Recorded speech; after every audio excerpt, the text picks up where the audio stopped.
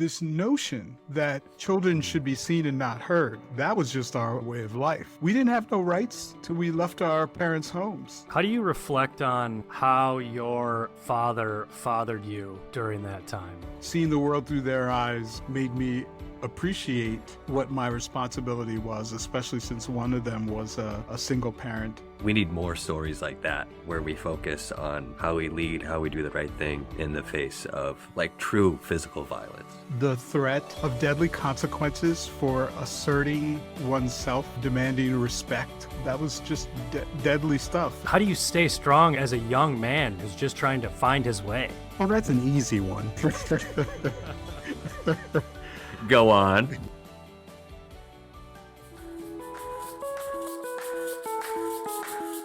Welcome to Dad Pod. I'm Mike. And I'm Luke. We're friends here in Madison, and we both have kids. And at least for us, becoming a dad has been transformational. We talk to all sorts of dads in all sorts of situations to learn from their unique challenges, lessons, and evolutions. The goal is simple: learn from each other to become better dads. If you dig it, please find us on Apple or Spotify and click follow.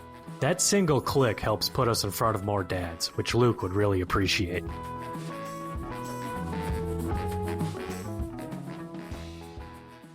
Jeffrey, welcome to the podcast today. So happy to have you. Thank you so much. I'm delighted to participate in this conversation, but I deny the word balance. That's right. That is, I would substitute with efforts to balance. Attempts, desires, Right. striving to balance. Yeah. It makes me think of that section in the bookstore that's for humor books, and my buddy always says, no, that should be called the attempted humor section. And so I feel like we should call it attempted balance in this regard. Got it. Well, I think that's a universal theme that we tend to run up against in this conversation, in this podcast. Maybe to get started, we often like to start by looking back. And where we could begin is to have you describe your childhood, being born in the 1960s in the Mississippi Delta. Yeah, well, I was actually born in the town of Biloxi at an Air Force Base hospital, which is on the Gulf Coast of Mississippi. My father was in the Air Force and was also a pastor of a tiny Baptist church in the little hamlet of Wiggins, Mississippi, population 1,590 people. And in that little town, their church, Bethlehem Baptist Church, was one of the many churches in 1963 that were engaged in registering Black people to vote. And what strikes me that I learned only in the last couple of years from historians is that the civil rights movement was a compromise. It was a compromise from human rights. That, after the backlash from the Reconstruction era, it was determined that the most we could hope for was civil rights, and among them, voting rights. And the year that I was born, 60 Black churches in Mississippi were bombed for the work that they were doing, trying to register Black people to vote. So that's the context into which I was born. My father was among the civil rights workers at the rally that was led by Medgar Evers. And on the way home to Wiggins from the rally, my father heard on the news that Medgar Evers had been gunned down in the driveway of their home. And what is further striking to me that I also learned recently, just a few months ago, I was on a panel with one of Medgar and Merle Evers' kids, who, when she heard where my parents were doing this work, she said, we don't stop at Wiggins. If we go from Jackson to the Gulf Coast, we increase our speed as we go through that town. So it's really a striking thing to have been born in Mississippi and in that context. And that's where I graduated kindergarten. And I have here in this room where I'm sitting my kindergarten diploma from Green Street Kindergarten in Jackson, Mississippi. which I have framed and matted with a nice velvet mat. Yeah. I don't have any other diplomas on the walls of my home or office, but I keep that one to remind me of where I've come from. So if that's the context, and I think it's so critical that you provide that. What was the experience? If you're to go back and think about the core experiences and stories you carry from that part of your childhood, what was it like growing up in that context? Well, it didn't strike me as unusual because it was all I knew. The threat of deadly consequences for asserting oneself, demanding respect. That was just deadly stuff, and we knew both explicitly from watching our parents and other Black people interact in that society in that time, and because of explicit conversations, now referred to as the talk, about how to comport oneself when dealing with the wider or whiter society at large. Right. And so I don't remember anything in particular, although I finished my last 2 years of high school in Huntsville, Alabama. And that year, in April, a few weeks before graduation, a young Black man in Mobile, Alabama, whose name was Michael, I forget his last name, he was walking a fellow student home from school who was white and female, and her cousins hung him in front of his parents' house. I was 17. It was weeks before my 18th birthday. And when I finished high school a few weeks later, I got the hell out of the South. And I came up to Boston to go to college. But these days, of course, I have returned to the South, both to Mississippi, where I was born, to pass this baton forward of voting rights, working with young rural Blacks.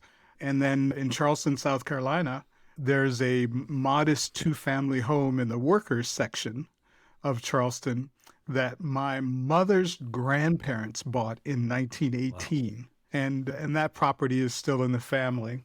And unlike then, it is now one of those regentrified communities where what I call the bugaboo index is very high.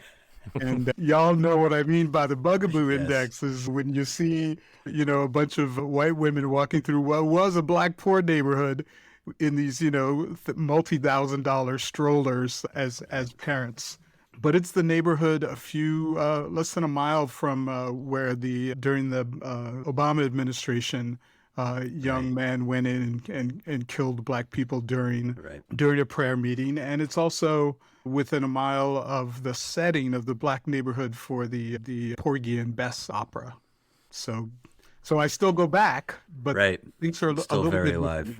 How do you reflect on how your father fathered you during that time? I think the way I would answer that question is that I have come to realize that my father was a person beyond being my father, and that he had challenges that he faced in order to be a parent, but in order to be considered as a human at all, worthy of any dignity or respect.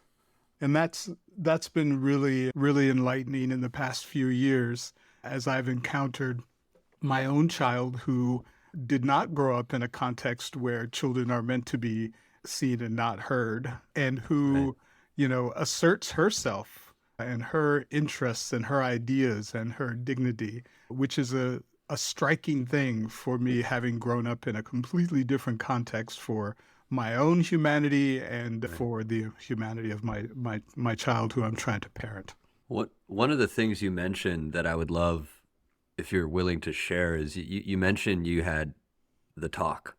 What was the content of that talk? What was it specifically that your parents communicated to you? Well, the talk is really not a single conversation. Rather, it's an ongoing series of reflections about how an incident unfolds. So, and it's sometimes unspoken but modeled, so that when our family would in the station wagon be driving to Charleston, South Carolina, and stop, on a state road at a filling station, as they were called then, and we're spending a lot of money to fill the tank, and my mother says, my babies need to use the bathroom. And the gas station attendant says, we ain't got no bathroom. And my mom says, well, where the hell do you piss? And that was striking to me in a lot of ways, because my mother was a teacher and she was raised by very conservative, and I rarely ever heard her swear. And I rarely ever saw her anger and raise her voice. And the tension in that moment that I remember was incredible. And my father, this minister, this pacifist, had a revolver under the seat next to the 8-track player. So how I saw both my parents respond, the way that they, other than that comment, that question from my mother, they were able to maintain their composure and to keep us safe by restraining themselves, again, beyond that moment, which was dismissed, that question of hers, by the gas station attendant. And we often had conversations about incidences like that. I can remember going into a store and wanting to try on hats and being asked not to try on hats while we saw white customers trying on hats. So it wasn't one talk, but rather a series of lessons, both modeled and articulated, about how to stay alive. How, as a young man, or a boy trying to become a man, trying to find his way, do you maintain? How did you defend against these external? Like, how did you keep your sense of self-worth?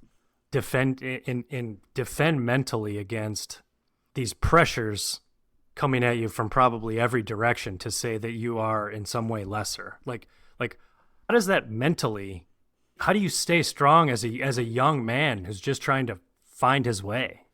Well, funny you should ask, Mike, because my twice-a-week therapy session is all about, right now, still at 61, is all about trying to identify, to excavate all of the sources that told me, in the words of a Black Harlem Renaissance writer, you ain't shit and you ain't never gonna be shit, right? So I think one of the ways that I was able to imagine that there might be some other possibility was when I would see Black people in popular culture. So seeing Dr. Uhuru on Star Trek in the 60s, that was kind of amazing. There were only maybe 5 TV shows in the 60s and 70s that featured strong Black characters. There was Julia, a show about a Black nurse. There was Bill Cosby in Better Days and I Spy. There was Julian Dixon in Hogan's Heroes, one or two others. But the fact that I can name them, right, is evidence of just how rare it was. And I also saw that my parents' response to racial oppression was to act, right? To register, even in the face of existential threats, to register Black voters in rural Mississippi. My father and some of his buddies, they realizing that there were unmet financial services needs, they banded together with a Black sports figure and with a Black entertainment figure, a couple Black entertainment figures, and with a white ally. And they formed a Black bank in 1972. Wow. They found the resources to convert an abandoned major supermarket that was across the street from public housing. They found the resources to convert that abandoned supermarket into a Head Start, early childhood education and nutrition program for something like 200 kids. So while I didn't imagine myself, these were not things that built wealth or were, soaring achievements in the way one traditionally thinks about it. They were a response to oppression and a way to assert one's aspirations in some way that was, collective and that rather than individual. So those were a couple of things that I saw modeled. But the broader world, it was not possible for me to imagine the kind of achievements that even many of my classmates have achieved Right. as people of color in this society. Wasn't possible for me to imagine then. And that I'm sure is due to an array of different factors about me individually and the places where I lived and the things that I saw. How do you then carry forward your experience to informing the fathering and education then of your daughter? As move forward, you're, kind of living in different places, but you've had, you want to, I think every father is probably programmed to want to make it in some way better for their next generation. To go through that type of challenge and then have the next generation that you're guiding, how do you carry that forward? For me, it's a question of not carrying it forward, the elements that constrained my imagination. Which when I was 45, I became a parent. It was 2008. If we had lived in the town of Newton instead of in Cambridge, my black child in 2008 would have had a black mayor, Seti Warren, a black governor, Deval Patrick, and the Obamas in the White House. So with her first 8 years of seeing the Obamas in the White House and so many iconic figures soar and achieve across the array of human pursuits, people of color and women, the challenge for me is to not impose my own limits of imagination on my child. And then the challenge is how to support her brilliance and light being asserted by herself without my, putting the brakes or introducing doubt or questions, and to ensure that whatever self-worth she has isn't in any way constrained by my imagination. First of all, I have to just say that listening to the story of your parents is inspirational in a way that I think we need more stories like that, where we focus on how we lead, how we build community, how we do the right thing in the face of like true physical violence. It is deeply inspirational. Yeah, thank you. It really, they were just ordinary black people trying to respond, with what they could, and the resource for them was the black church. It was every Sunday morning, being there and gathering with other folks with whom they shared, cultural affinity, and before the church got started, there were a few around up front who were praying and singing, Right. and they would sing, nobody knows the trouble I've seen. But then they would also sing, this little light of mine, I'm gonna let it shine. So it was just what I knew and what I saw and what I witnessed. And while I didn't think of it as inspiring at the time, there's no question but that it informs what I do and attempt to do and what I've tried to do in my life. Yeah, it's so clear that you've chosen consciously and probably in ways subconsciously to continue that legacy when you look at your life's work. The question that I was interested in is, you talk about one of your fathering goals is basically how to prevent this passing on or how to break this chain. Could you give us an example or tell us a story to help us tangibly understand what that is like through an interaction with your daughter where you found yourself imposing limits that you didn't necessarily want to? Oh, sure.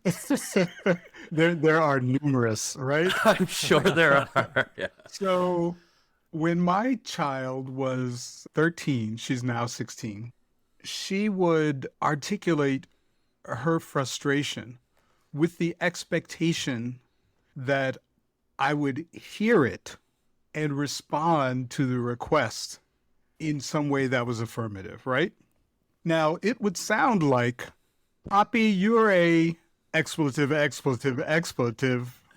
I don't need you to tell me what to do. I need you to listen, right? Mm-hmm. Now, when I was 13, if I even dreamed of addressing either of my parents in that way, I would apologize when I woke up, right?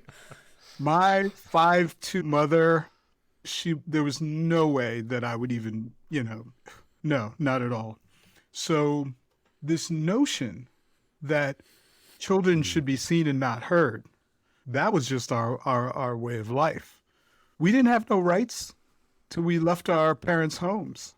Child has the expectation that she, as a child, has a right to if not inform the decisions that her mom and I make about her life, but that she gets a vote.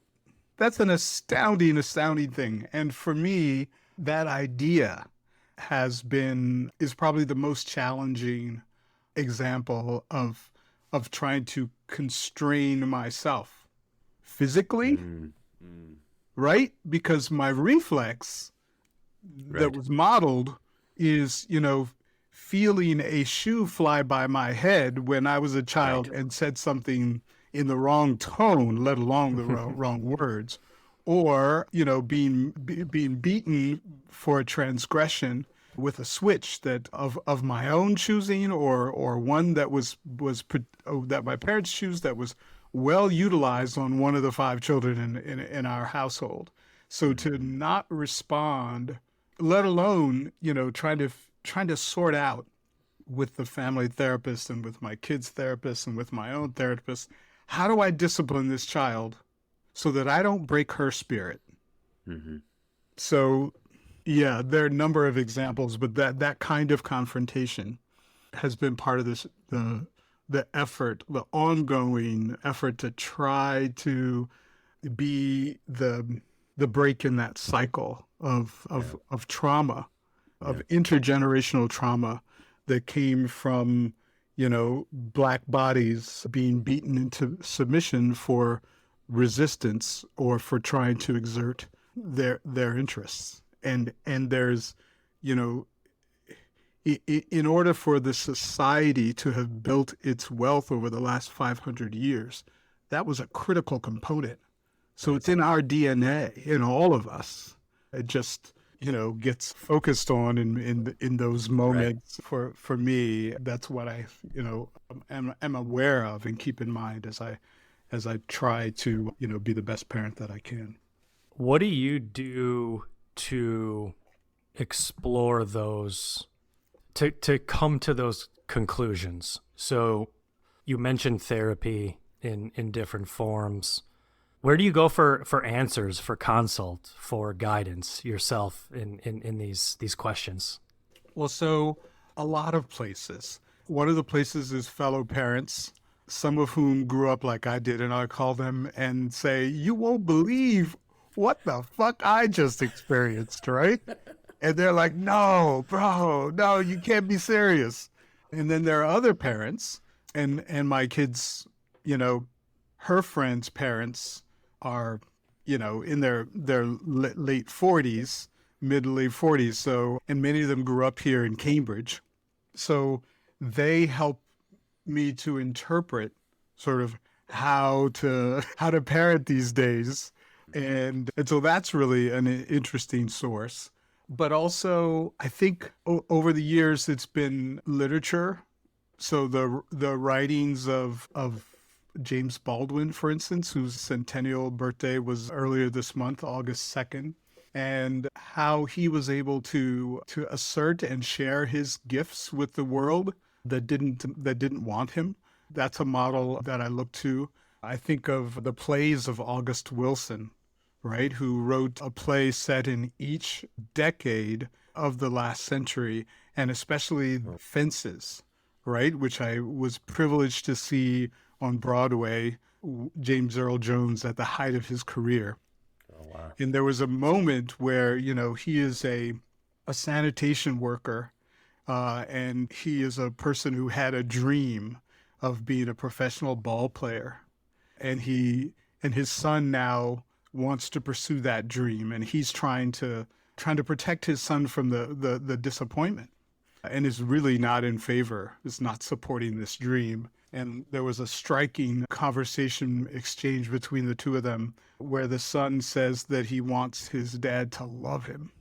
And he says, "Love you? I'm trying to do right by you." So those are some of the sources that inform my aspiration and my imagination about what possibilities might be different, for my child than were possible for me when I was 15 or 16 in the early 70s. What are some of the major questions or considerations in front of you right now with a child of that age? So this idea about what she can imagine. The other thing that's different is what she has access to. So I don't know, maybe 10 years ago, I was volunteering on an attorney general campaign here in Massachusetts by a former professional basketball player named Maura Healey. And my kid, knew that Maura Healey was a woman and that no woman had been elected rarely had a woman been elected attorney general. And she wanted to campaign. And she wanted me to take her out of school to campaign on election day. I was like, no, we can't do that. So she convinced me to let her, during her lunch hour, at least hold signs near the polling station that was at the back of her school. So we did that. Maura Healey becomes attorney general. My kid continues to campaign for her reelection. She speaks at a fundraiser. For her 10th birthday, she speaks at a fundraiser for Maura Healey. And then when she's 13, she wants to get Maura Healey's help because she's interested in transit. So she gets a 15-minute appointment with the Attorney General. And this is Zoom appointment, right? So I'm there and, she acknowledges me, says hello. And then they have this conversation for 15 minutes, during which my kid says, "I want you to help get me connected to the transit people." And she was like, "Why don't you come work for me?" And my kid's eyes light up, and she says, the Attorney General says, "We've never had a middle school intern before, but we're lawyers. We can figure that out." Right? So she does this, month-long internship with the Attorney General or whatever it was, a couple of weeks. And then a couple of years later, Maura Healey becomes governor, right? So now my kid is like doing advancing events for the governor. And when she emails the governor emails her back. Now, there is no way in hell that my parents could have imagined a governor emailing them, talking to them, in any way in Mississippi when I was a kid, right? Segregation then, segregation now, segregation forever, said the Alabama governor, right? So things are different for her in terms of what she can imagine for herself, because as I said, she grew up the first 8 years of her life with the Obamas in the White House, and she saw a lot of the work that I was doing that brought us here was to support women of color who were interested in policy-making positions as elected officials or appointed officials. So there was a young Black woman who came to my office to talk about her candidacy for city council. Well, now that woman is Ayanna Pressley, Congresswoman from Massachusetts. And my kid was holding signs, for that candidate.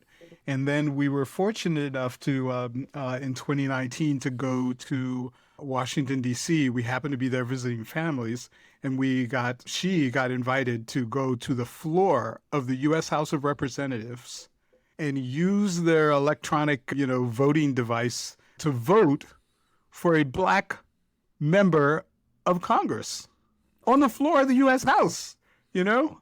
And then outside, we ran into to Alexandria Ocasio-Cortez in the hallway. Yeah, this is not this is not the experience that I had or that I could imagine. When I was interested in politics and I was a high school student, I tried to get an internship. I kept calling and writing and calling and writing, and they finally gave me an internship for the month of August. Well, you know what the month of August is. It's recess. So I did nothing but stuff envelopes. I only saw my congressman once, and that was to take a picture. And in the picture, if I were to hold it up to you, you'd see him looking off into the distance, right?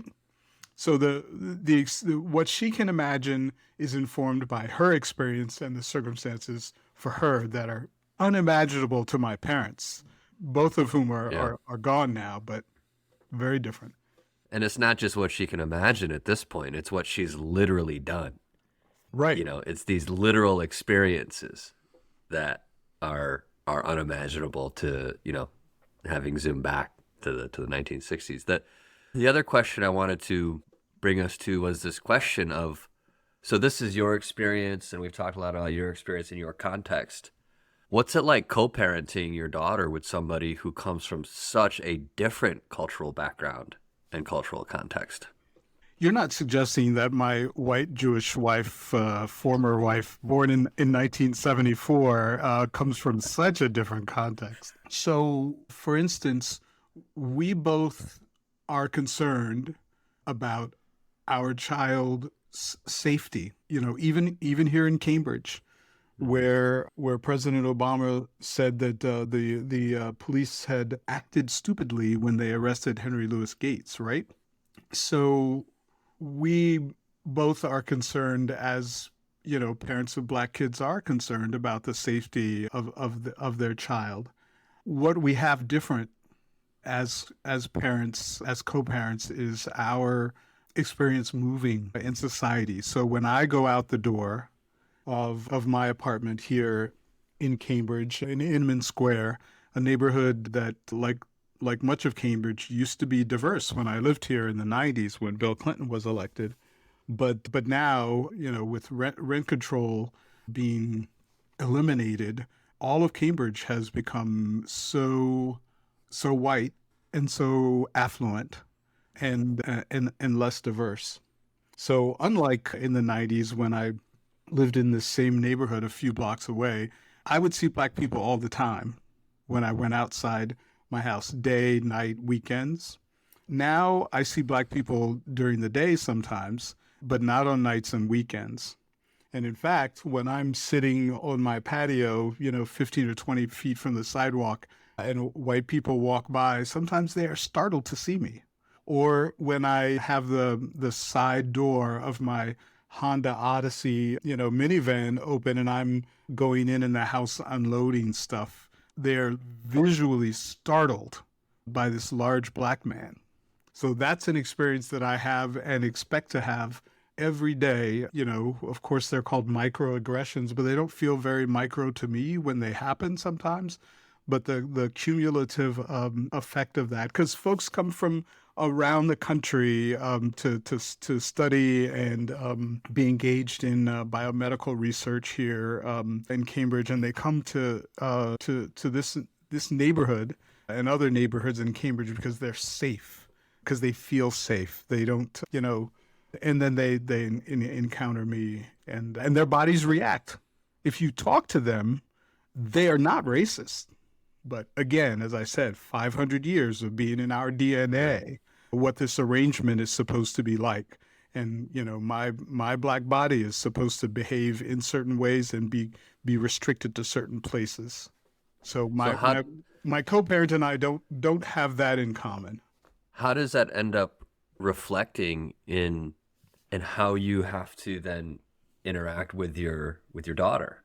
Like how does that, again, you've made it very tangible what it is like. How does that reflect in how you are a father to and a co-parent with the rest of your family? Well, so my father-in-law, with whom I maintain a very close relationship, we celebrate one another's birthdays together with our one-on-one dinners. And before COVID, 8 years ago, when we told her parents of our divorce, my father-in-law took me to coffee, and I was like, oh shit, what is he going to say? And he said, we've got to find a way to stay in one another's lives.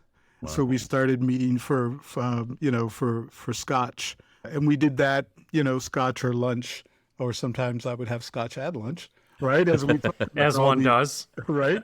Well, as we talk about all these challenges of parenting, and he was on the school committee and desegregated when Cambridge desegregated its schools. Wow. He was one of the leaders of that, and he's also a playwright.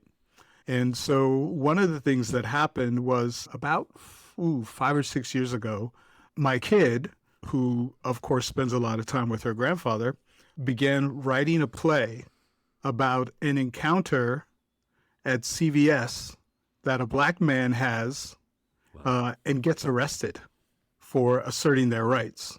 So this was part Henry Louis Gates' story, but seen through the eyes of my kid, who heard me talk about the experience of being a large black man in a red coat in winter, standing at CVS at the prescription counter, waiting to be served, and having a white person come up behind me, and the pharmacist look up and say, "Can I help you?" And the white customer saying he was here first. I'm like, how do you overlook a 200-pound black man in a red coat with a hood, So my kid sees that, and starts to work it out with her, with her grandfather.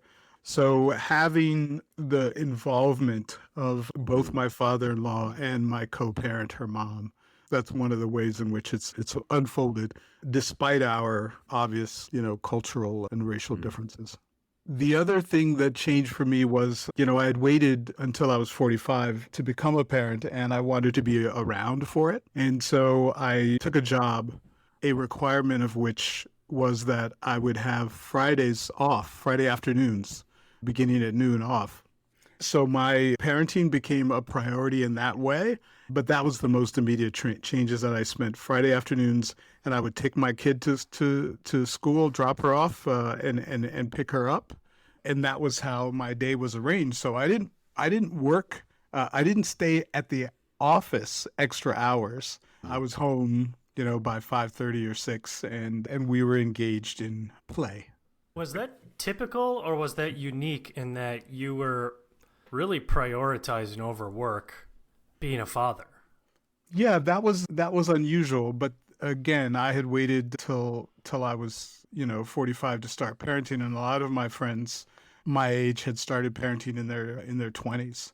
So then I also saw my father. My parents divorced when I was in college, and my father had 2 more kids with another woman, and by that time he was in his 60s, and he spent more time with that new set of kids than he did in the 70s, when he was, saving the world more broadly than accompanying his new kids in life. So I was informed by that, and yeah, it was pretty unique for a father, but not for the mothers who I knew, who always had the expectation that they would not balance, but do the Herculean tasks of, homemaker, parent, career person, which always, I have 5 sisters, and seeing the world through their eyes,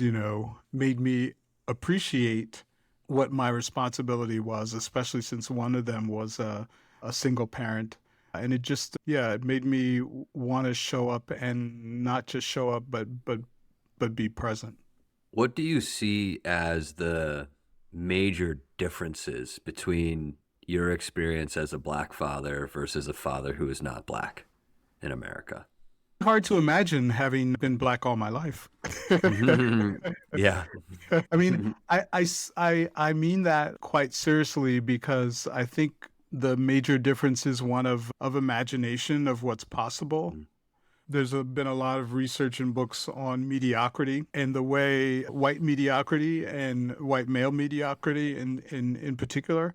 And when I was doing this job 15 years ago of supporting women of color, who wanted to be elected and appointed policymakers, there was an organization called Emerge, which specifically was set up to support such women and develop, which was one of the grantees of this philanthropy that I worked for.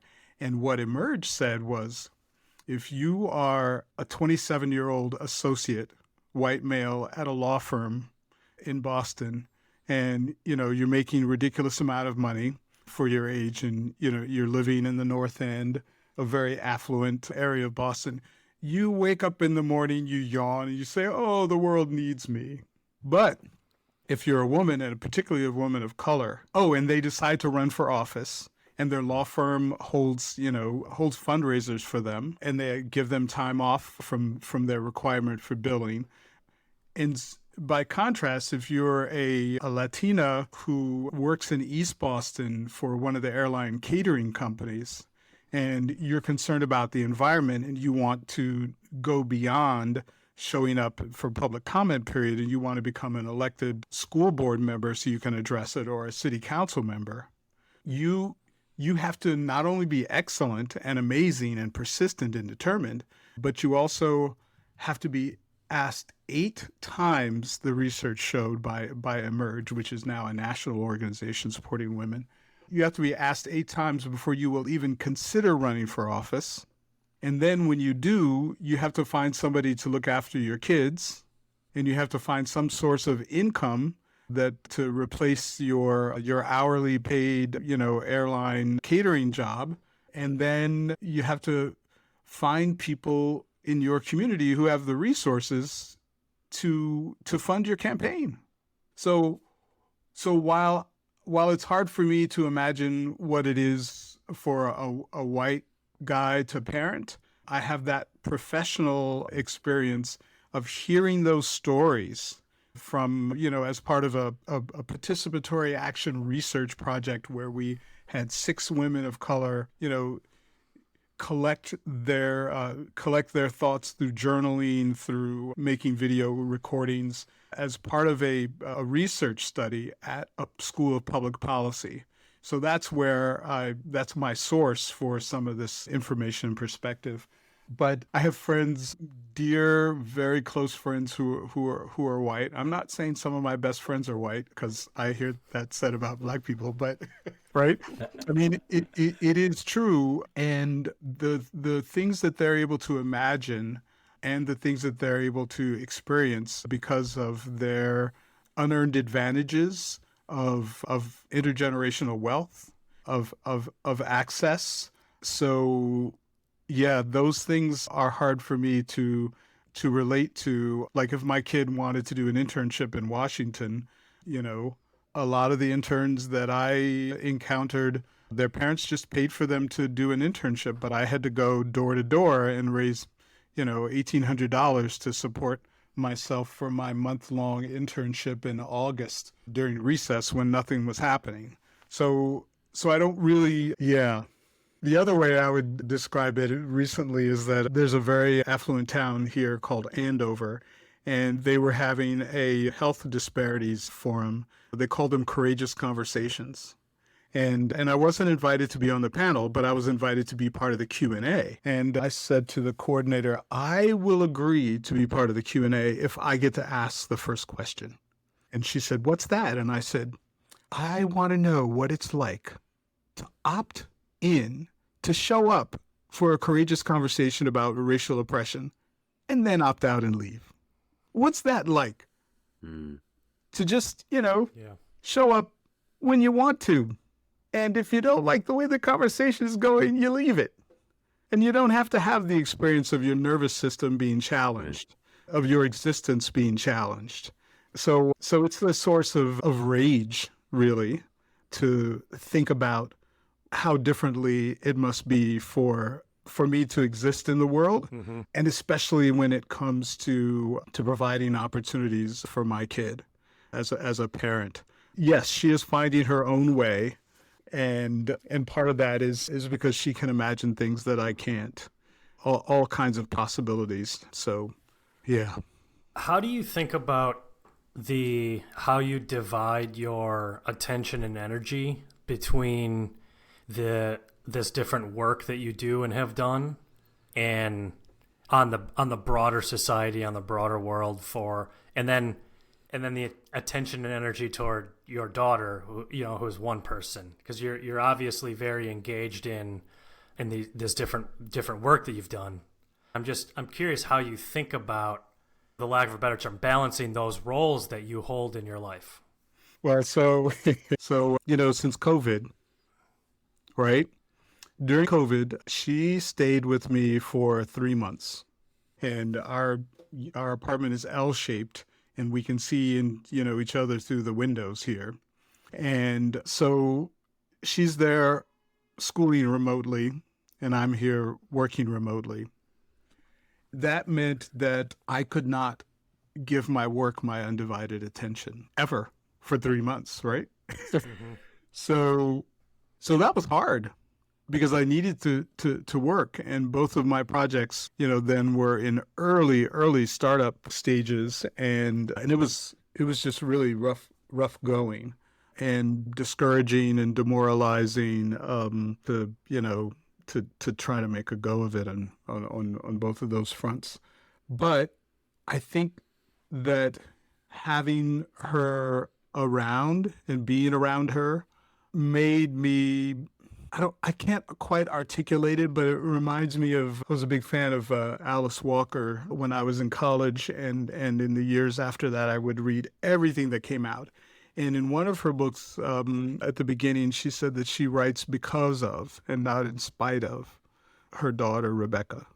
And so I've, as a parent, remembered that, and the interactions that we have when she comes into my workspace, which is also our living room. And she's sitting there, laying there on the couch with her device and starts laughing and then wants to share what she's laughing at with me when I'm trying to meet a deadline for a contract or a deadline for a grant proposal. I get frustrated, and at the same time, I think about, because of and not in spite of, because I have the luxury of the work that I'm doing. The aim of it is in both the public health intervention that I've created and in the voter registration work that I do with young people in Mississippi. The aim of both of them is to address exactly the kind of disparities that impact her life to much less of an extent than it did mine, but still remain a threat to her future. And if we get it right, it will contribute to an environment where, everyone has a better chance, including her, and that there's less tension and less rage in the bodies of people of color. And then, more healing and ultimately more participation, both as voters and as candidates and policymakers, and people having the tools to address their health with yoga, which isn't accessible to all right now. Yeah, that's a profound perspective, and I think that phrase of because of versus in spite of is one that I know I'm gonna think about and remember. Where we like to end is, if you were to have one piece of advice to somebody who is becoming a father or somebody who is a new father, what would that piece of advice be? Oh, that's an easy one. Go on. So when I was a kid, one of my father's favorite books was called The Prophet by Khalil Gibran. Love that book. And you will remember that there's, he addresses various issues with these brief chapters. And when I was a kid, my very favorite chapter was the one on children, where it says, your children are not your children, their life's longing for itself, and you are the bow and the arrow that, issues forth, and you can't, live in their worlds, not even in your imagination, all that kind of stuff. I loved that shit when I was a kid. And as a parent, I love it differently. And so when I read that, which I do frequently, 6 or 8 times a year, I will go back to it, because what it nurtures me and nourishes me and encourages me to do is to think of myself as accompanying a human in training, a grown-up in training, and that my job is to witness, as she has taught me to do. Poppy, I don't need you to give me advice. I need you to listen, right? To witness and to accompany her as she, seeks to assert herself and share her gifts in life. And so that would be my one piece of advice, to read that section of the prophet on children and see how it might inform how you think as a parent about accompanying your child. Jeffrey, I want to thank you deeply for coming on our podcast, sharing your story, covering some ground that we haven't covered before, but I think doing it in a way where I really want us to continue to go deeper and continue to explore. Your story of fatherhood is inspiring in many, many ways. So I just want to say thank you. My pleasure. Let's circle back in 20 years and see how things are going. Those dang feedback loops. They're pretty long. The jury's still out on how I'm doing, but we'll know in 20 years, right? We'll know if my kid's talking to me or just about me in therapy, right? Awesome. Well, thank you so much. Thank you very much. Thank you. Awesome. Before you bounce, I have a quick favor. Please subscribe to the pod. Not only does Luke love juicing those numbers, but it really does help put this thing in front of more dads. And Mike, on the other hand, just loves juicing. We also now run a listener community on WhatsApp. To join, visit dadpod.fm, and you'll see the delicious link at the top of the homepage. Come on in, baby. We'd love to have you.